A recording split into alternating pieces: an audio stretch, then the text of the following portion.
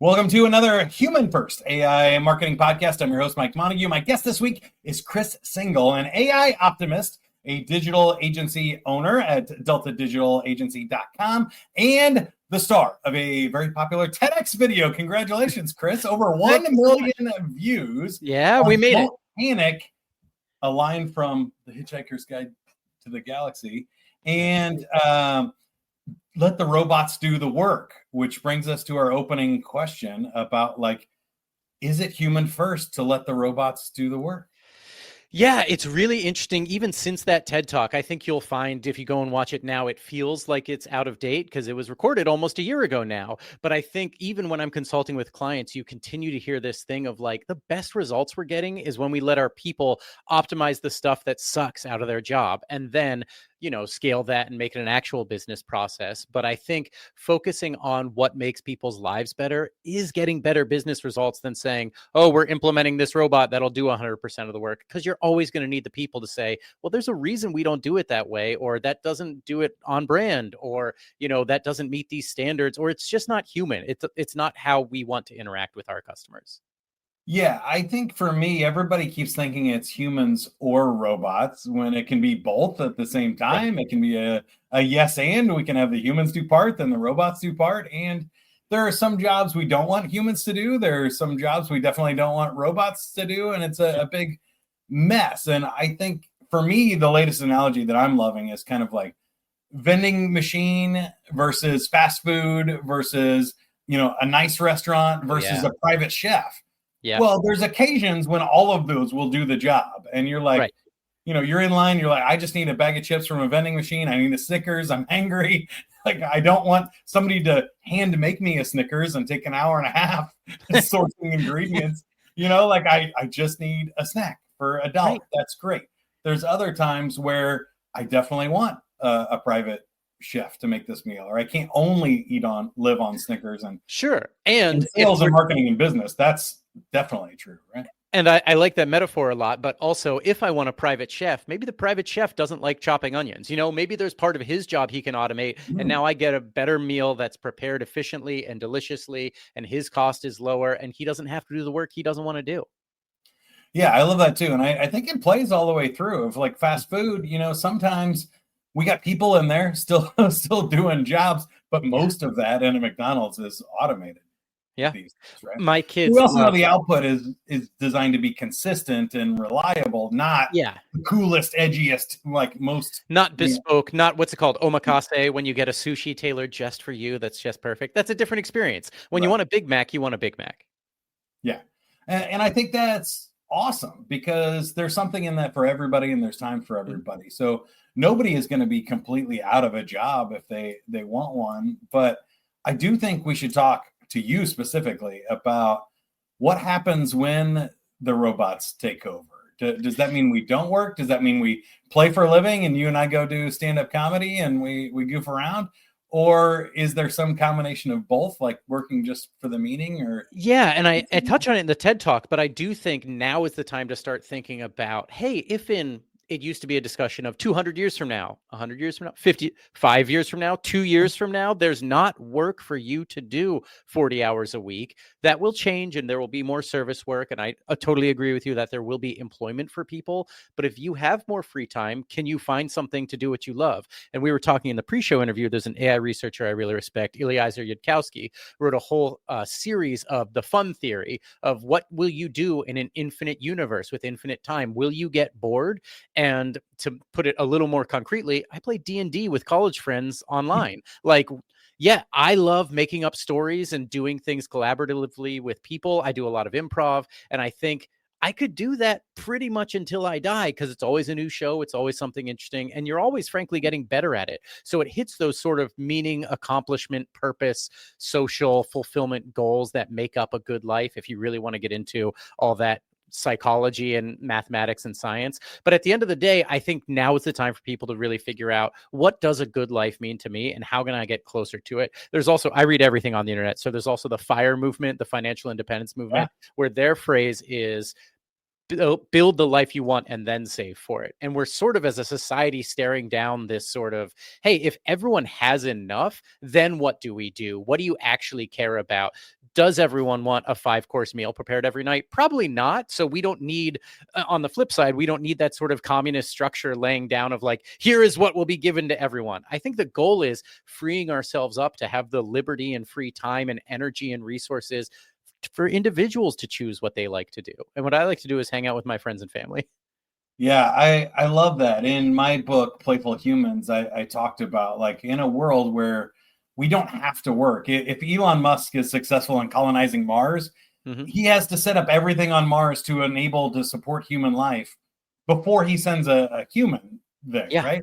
Well, if we can do that on Mars, we could do that here. We could have robots set exactly. up everything we need to survive I read a lot of without doing sci-fi, anything and there wrong. was a click moment where it's like, hey, terraforming technology could make Jupiter into a livable planet. Oh, wait, if we can do that, we can make Earth into a livable planet way easier. Like, Right. we've got most of what we need here already. Yeah, it's interesting. So then what do you do? And I'm just finishing up the Expanse sci-fi series, and it starts with that sort of Mars is this really focused, dedicated, the culture of the planet is we are going to make this a livable planet.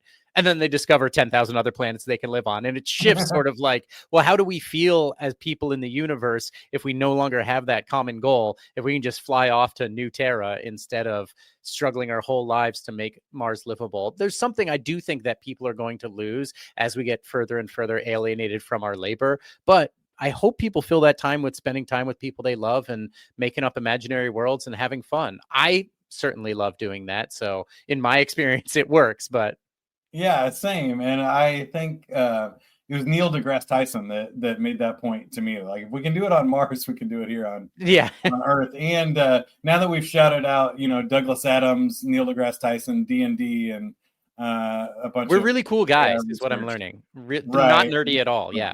Yeah, we don't have to spout our nerd credentials. I don't think at this point. We don't have I to don't know give if people mostly listen or watch, but these are all Asimov books right here behind me. And I've got even more sci-fi down there. So Yeah, most of the people are on YouTube. Yeah, for sure. nice.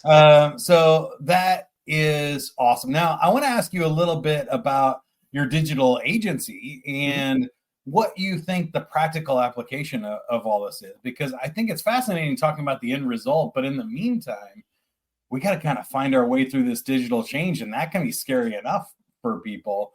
But Yeah. also, when you're trying to make money in a time where jobs could be disappearing every month, sometimes whole companies just go. I saw one company shut their door and they were like, look, it's already in a free tool from Google. We don't need to exist anymore. Like, we're Wow. just going to quit while we're ahead and we have some cash left. We could Uh, drag this thing out yeah. for 10 years, but why? And it was a Yeah, we really got smart investors. move We away. should pay them back some money while we still have some cash. That's interesting. Yeah. And I was saying that to some clients. They were looking at an AI tool for their niche industry. And I was like, look, if it's that good, it will probably be bought by Google or HubSpot or something in the next few months. So I'm hesitant to recommend clients to take any AI tools that are mission critical today because that's all going to change. On the flip side, I mean, we're still seeing success with the classics: Google advertising, Facebook advertising, email marketing, text message marketing, retargeting, all that stuff that marketing agencies do. I think a lot of people are still like, I don't want to have to learn all of that. Can Chris just handle it? Which is fine. I am learning it quicker and implementing it better using these AI education tools and implementation tools.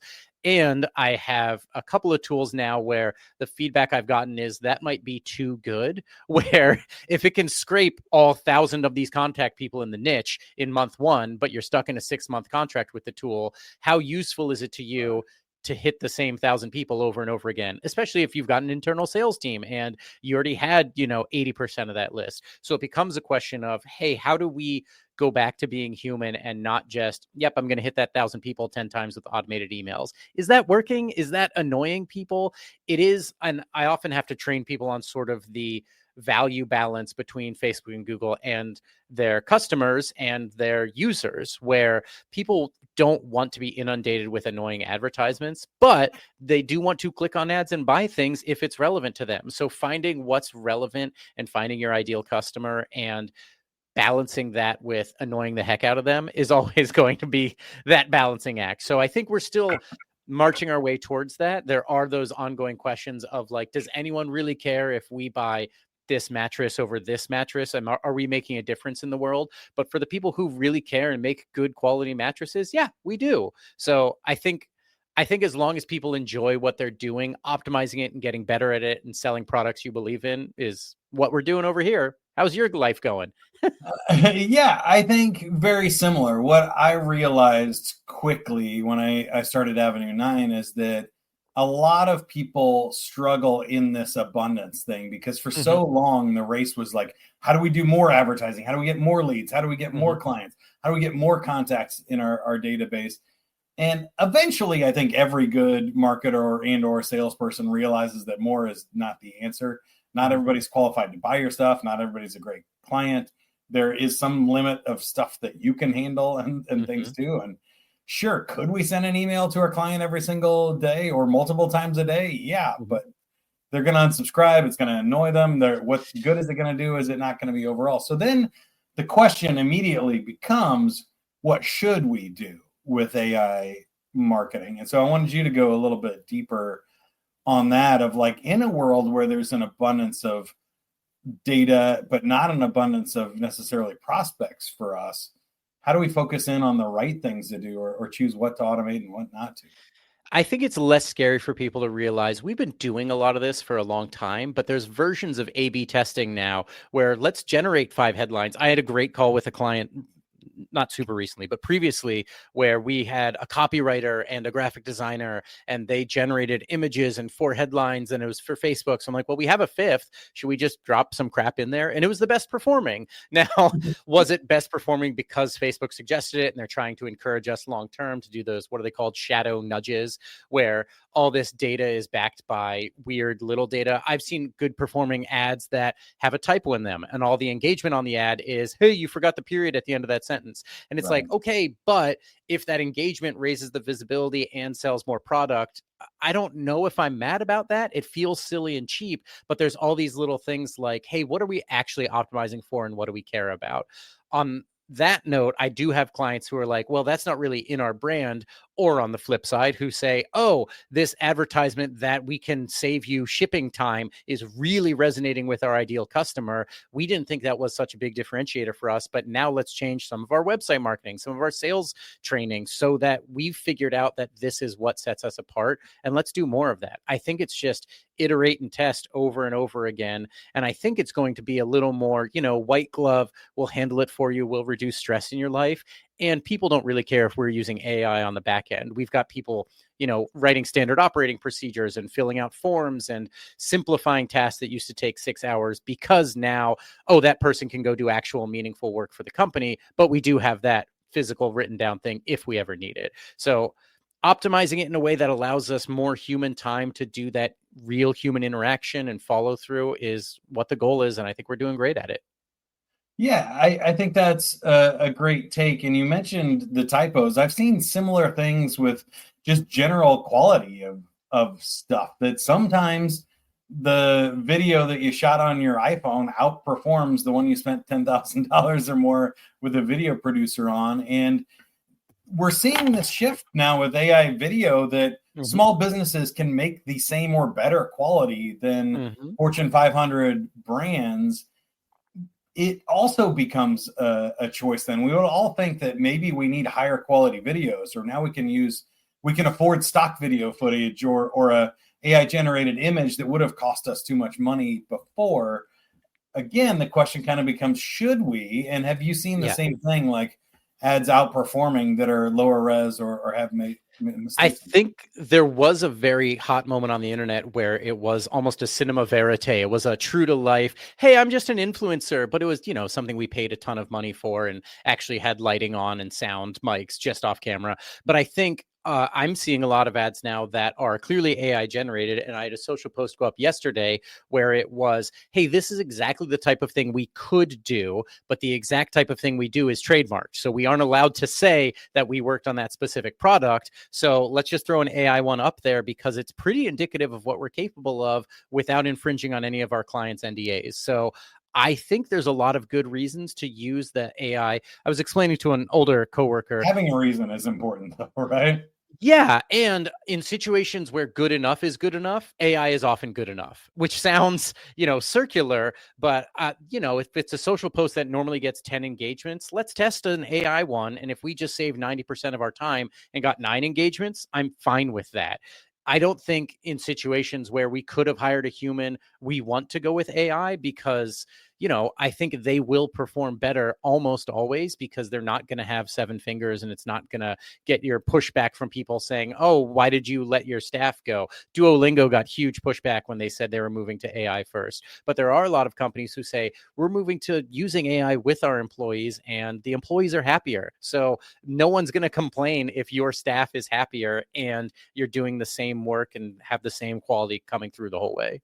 Right. I find it very fascinating how bad companies are at making these decisions, though. Yeah. And I do want to circle back to managing this change for employees too, because you're an expert on that. But first, let's talk about like these decisions, because I saw people using AI when they have no business doing it, or it's just bad, and you're like, this is clearly a fake AI avatar you're trying to pass off as real. It's manipulative. Nobody likes this. What are you doing? Kind of bad things. Then you see one where it's like, oh, this is something cool and creative. Like, have you seen the Yeti influencer, where it's a Bigfoot An that actual walks Bigfoot. Oh, yeah, around yeah. and it's camera and he's doing Yeah. different like blogging. I'm Cool. like, that's brilliant, amazing, Yeah. creative. There's obviously no way in real life we could have a Yeti do an influencer Right. commercial. Or, So you'd have to pay a CGI team millions of dollars to make it look at all realistic. And now it's like, I don't know, I had a prompt. right. So if you're, you own Yeti tumblers or something, and you want a Yeti to be your influencer, that's now possible. And that's a Right. cool way to lean in and use AI. But then I saw that, have you seen that Will Smith video? Yeah, Where the it's eating Will spaghetti Smith on one. stage interacting with the audience, and it's all AI generated. And you're like, So you what could I've have done this heard for real. What I've heard was he did do it for real. Some of the post processing got wonky, and there's rumors that YouTube is automatically applying AI generated filters on top of content. So it wasn't something his team did. It's somewhere in this chain of publishing and ownership of content. Things are getting weird. And it makes me think of the Sphere in Las Vegas. They're showing like Wizard of Oz, but then they're expanding it with AI. And now over here, there's characters that weren't in the original movie. And it's like, Yeah. I mean, I guess you need something to fill the space, but why did we need to show the Wizard of Oz in a sphere at all? I don't know. I think it's one First of of those all, I would things. say I don't think Will's teams needs to take the bullet on this. I don't think it was I YouTube. think they should. From what the video that I saw anyway on his own account is clearly people holding signs, and they wouldn't have changed what was written on a sign or a person's face. Or it was something like the concert did happen. Oh my gosh, did my computer just go to sleep? Oh no, we're still here. Okay. Can never trust technology, where it was a real thing, and then they tried to add a post effect to it that made it look wonky, and it just got worse and worse over time. And it's like, well, guys, don't do that then. And but I think it speaks to the question about AI that's really on everyone's mind of how good is good enough. And a lot of people are like, would you trust a Waymo driverless car? I was in San Francisco recently, and absolutely, it's a way better driver than I am. Is it better than the average Uber driver? Probably. Is it perfect? No, absolutely not. But how perfect do you need AI to be for your use case? And do you have safeguards in place to catch it when it inevitably fails? Yeah, I love that. I think Waymo is a perfect example. I'm a big fan of driverless cars. I waited a long time to buy my Tesla because I wanted my next car to have, self-driving features and stuff, because I think the amount of like lives that could be saved, just sheer volume of lives, is insane. Even work in general, overwork kills more people than malaria every year. I mean, that's insane. There's a lot of crazy stats like that, where if we just apply AI and robotics and stuff, we would save thousands, hundreds of thousands of lives. That's something we obviously want to do, even if it does feel a little scary. So this will get us back to the topic I've hinted at twice now, is the first time you take a Waymo, it's going to freak you out. But honestly, less than a full ride. It was like 2 minutes in, and I think I went to like say something to the driver, and I was like, oh, right, there is no driver. Oh, right, there's no driver. Because it does these weird little human things where it was like nudging around a bicycle, because it wouldn't fully break the law and cross into the other lane. But once it saw that it had a clear path, like a human does, it crossed the lane to pass the bicycle and then went back in its lane. It's like, oh yeah, that's feels like I'm in a car with a human. And again, I think as long as we retain that human touch, we can do more and more of this stuff. There's some good quote that I'm going to botch now of like, any technology you grew up with feels like normal technology, and anything in your middle age feels like something you can quickly adapt to and make some money on, and anything that happens when you're older feels like untouchable magic, and of course it doesn't make sense. So I think as kids grow up with AI, it'll feel like, oh, of course you can do that, you've always been able to do that, and it's going to slowly trickle out to society of like, yeah, that feels normal now, even though it is kind of mind-blowing magic as we sit here and talk through our liquid crystal displays across space-time in real time. And it's like, yeah, that's magic, but the things we accept as normal continue to evolve and become more advanced. It's awesome. I love it. Right. Within our lifetimes, if this was, 40, 50 years ago, what we're doing right now would be ridiculous. Yeah. And impossible. That is fun to think about. But I wanted to talk a little bit more about the humans in this, because managing the digital change, if you're a leader, is a tough challenge. And I've thought a lot about this. I've worked with companies when, we all had to go remote in the pandemic, and I was doing sales training. I even did the training for Uber when the pandemic hit and they had to switch to Uber Eats from all the rides because nobody Oh, wow. Yeah. a Getting in the car, but everyone still needs driver. food. And that's scary for a lot of people. Do you have any tips or advice on how to manage this change with your team? So there's a couple schools of thought here. And obviously, I find that management wants to do the top-down approach and say, hey, here's what I think is going to work. A sales guy told me this will work. We're replacing 50% of our staff with this tool.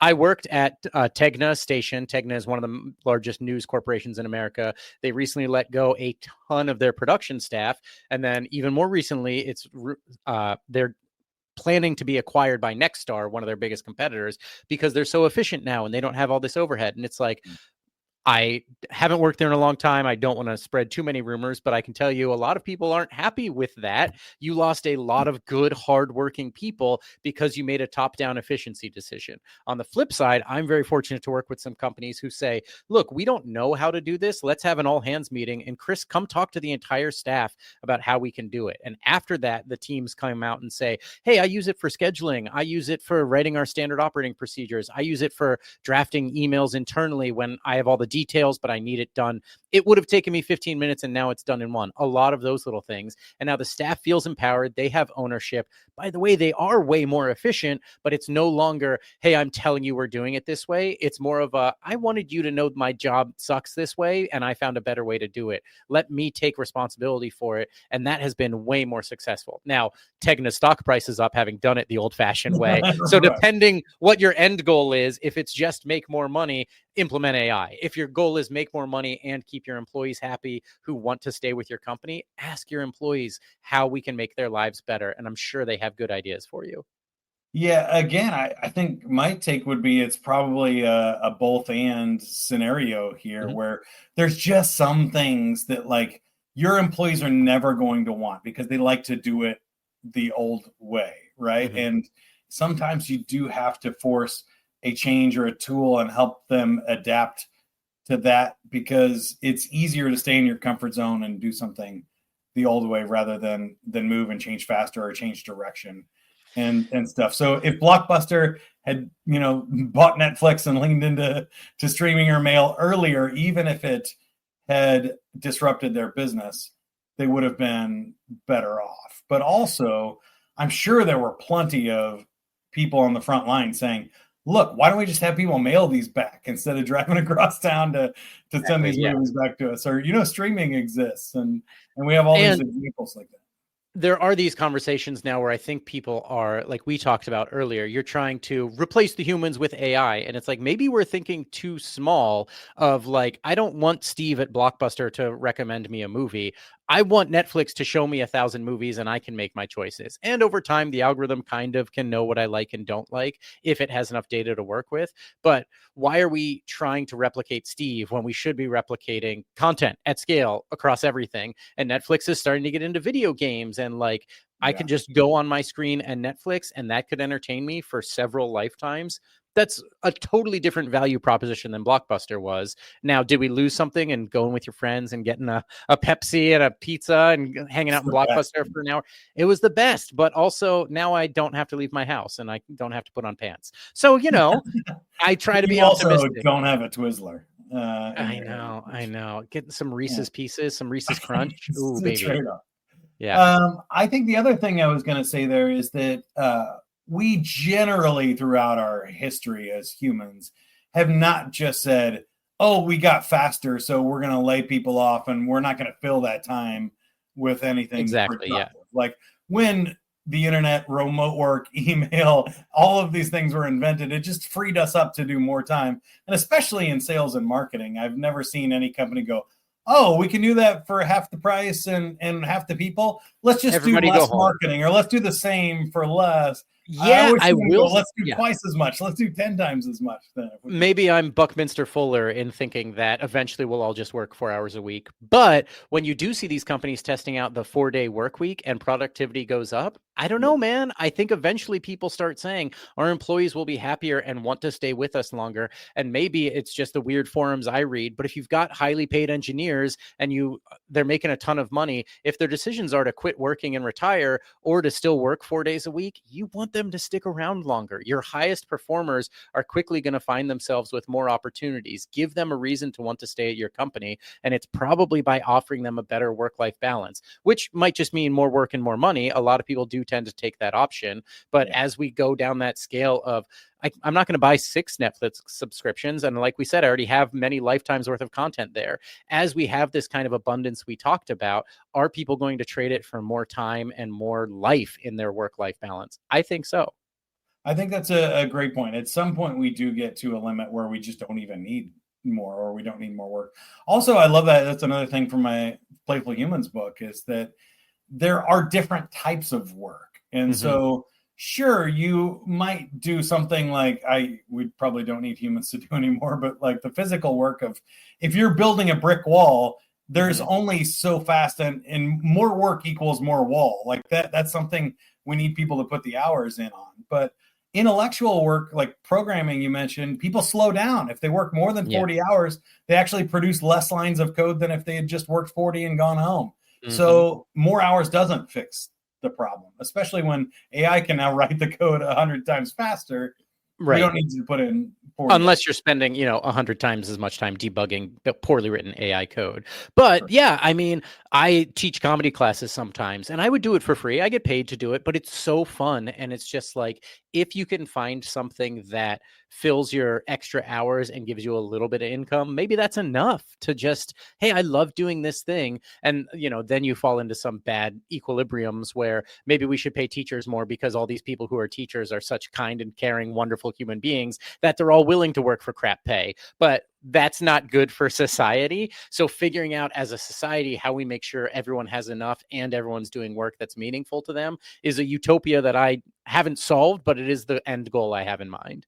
Yeah, me too. And I think the thing that people miss is there's also this third type of work, which is emotional work Mm-hmm. that you mentioned, like comedy and making somebody fall in love with you or trying to make a sale. The harder you try to be funny, the less funny you are. The Yeah. harder you try to make somebody love you, the less likely they do. The harder you try to make the sale, the less likely. So hard work doesn't equal success here. And we actually need some people with emotional intelligence, or we need to free people up to Yeah. be more creative. Same thing with creative ideas. Like, quick, think of something creative and innovative doesn't work, but freeing people up and experimenting and giving them downtime and letting them go for a walk or jump in the shower does generate more creative ideas. So that's the kind of future that I hope for humanity, is more time to do really interesting things or put emotional labor in where we need it.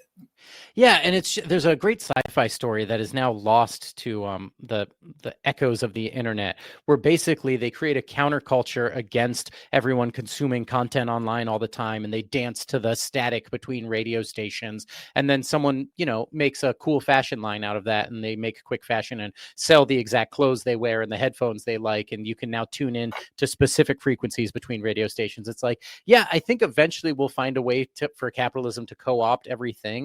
But the doing the creative, interesting part of finding things that matter to you is fine. People make fun of improv classes, but like, I don't know, I still like doing make-em-ups with my friends. It's fine. If you enjoy it, get over the cringe and accept your based true nature. So here's the most difficult question of the whole podcast, and then we'll wrap up. But you're a sci-fi fan. If you had to predict within our lifetimes, we'll just conservatively say 30 years from now, which sci-fi movie do you think we end up in? I think what people forget about Star Trek is they went through some bad nuclear wars to get to a Star Trek future. So I do think we are going to wind up being okay. I think things are going to get worse before they get better. And I don't know for whom. Ideally, we take away $1 billion from a few people and then we have enough for everybody and nobody needs to bring out the guillotines. But there's other ways this plays out where people suffer a lot and then we wind up in sort of a post-scarcity future. I think the real thing is the genie's out of the bottle. Technology doesn't ever really move backwards. I think as we get smarter and more efficient, life will get better and better. The question is for whom. So my end goal, I'll stick with Star Trek. I'm a little worried within our lifetimes if we'll still be in the midst of the bad times. Yeah, I agree with you. I think eventually Star Trek Next Generation would be an ideal future for me. My other answer, though, is Minority Report looks really close in the next 15, 30 years. Yeah, I still don't know what Palantir does, but I know I'm scared of a company with all of our data named after an all-seeing eye used by evil people to see the one ring of power. I feel like there's a lot of money in figuring out what everyone's doing all the time, and that makes me nervous. Anyways, let's all wear our smartwatches and connect to social media everywhere we go all the time. Right. Follow Chris Singel on LinkedIn. And check out DeltaDigitalAgency.com. Yep. Feel free to reach out if you want comedy classes or business advice. I'm very approachable and happy to be on your podcast again. The other thing I often end with is, look, if the robots haven't taken over in a year, let's do it again sometime. Absolutely. And I love the message, again, from Douglas Adams in The Hitchhiker's Guide to the Galaxy. Don't panic. Let the robots do the work is the name of Chris Singel's TEDx video. Go check that out. It is done really well over the last 6 months or so and you did a really great job on this podcast. Thank you. So last thing, Chris, how can we help you or you help us? Oh man, I hope you help yourselves. What I used to say about a year ago was just go play with AI. And I think everyone's doing that now. And I think we've shifted into the don't panic phase where, yeah, things are going to get weird, but be willing to try new things and see how it can improve your life and ignore everything else. Try to ignore the onslaught of content that's about to be heading at us all from every direction and just focus on what matters to you.